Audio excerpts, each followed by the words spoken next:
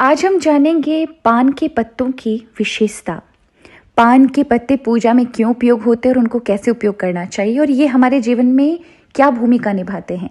कहते हैं पान के पत्ते हमारे जीवन में सुख सौभाग्य को लेकर आते हैं, इसीलिए भगवान की पूजा में पान के पत्तों को अवश्य रखना चाहिए। इससे सुख समृद्धि हमें प्राप्त होती है।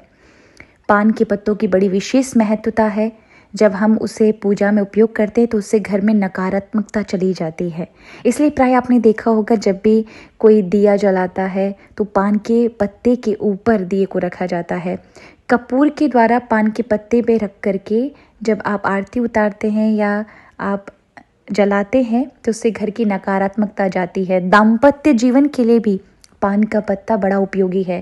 कहते हैं जिन पति पत्नियों के बीच में ग्रह कलेश बहुत होता है, उनको शुक्रवार वाले दिन पान के पत्ते पर गुलाब के पुष्प रख करके और कुछ मिष्ठान के साथ लक्ष्मी माँ के मंदिर पर चढ़ाना चाहिए। ऐसा 7 या 11 बार करने से उनके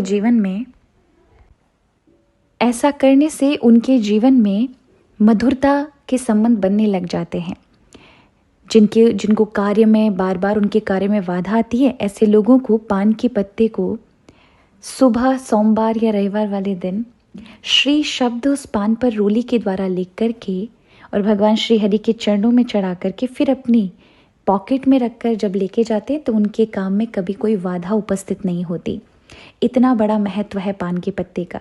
वही ये पूजा में भी अत्यधिक महत्व निभाता है। किंतु एक बात का हमेशा याद रखें, जब भी आप पूजन में पान के पत्तों का उपयोग करें तो उनका जो नुकीला भाग है आगे की ओर, उसे हमेशा तोड़ना चाहिए और डंठल को तोड़ना चाहिए, क्योंकि इस पर ब्रह्मा जी ने दारिद्रता का वास प्रदान कराया है। यानी ये जितना मंगलकारी है, इस पर उतना ही सावधानी से हमें उपयोग करना चाहिए। कथा स्कंद पुराण में नागरखंड की है कि जब समुद्र का मंथन हुआ था तब उसमें से अमृत कलश की प्राप्ति हुई और देवताओं को भगवान ने जब अमृत पान कराया तब जो बचा हुआ अमृत था वो देवताओं को प्रदान किया गया। देवताओं ने उस अमृत को अपने नंदन वन में, जो उनके बगीचे का नाम था, उसमें वहाँ पर उस अमृत कलश को रखा। उसकी रक्षा के लिए वहाँ ऐरावत हाथी था जिसमें करोड़ों हाथियों का बल था। तो यहाँ पर ऐरावत हाथी उसकी सुरक्षा में था, अमृत कलश वहाँ विराजमान था नंदन वन में। तो ऐरावत जो हाथी था वो प्रतिदिन उस अमृत कलश की सुगंध को ग्रहण करता था। उसी अमृत कलश के अंदर से ये बेल की उत्पत्ति हुई, जिसको हम आज पान कहते हैं। इसका प्राचीन नाम है नागबल्ली, जिसको हम तांबुल भी कहते हैं। नागबल्ली, नाग कहते हैं संस्कृत में हाथी को, और बल्ली माने जिस पर हाथी बांधा जाता है, उसकी रस्सी बांधी जाती है। तो ये बेल उस पर चढ़ गई, इसलिए इसका नाम नागबल्ली पड़ा। तो धन्वंतरी जी ने देखा तो इस बेल को ले जाकर पूरी पृथ्वी पर प्रसारित किया। तो आरंभ में धन्वंतरी जी ने इस पान के पत्ते पर काम का वास कराया। तो जो भी इसे खाएगा उसके अंदर काम भावना वासनाएं उत्पन्न होंगी। किंतु जब ये पूरी पृथ्वी पर प्रसार हुआ तो लोग सत्कर्मों से हट गए, भगवत मार्ग से अलग हो गए, सब अपने अपने स्वार्थ में, बुरे आचरण में फंसने लगे। तब देवताओं ने ब्रह्मा जी से प्रार्थना की।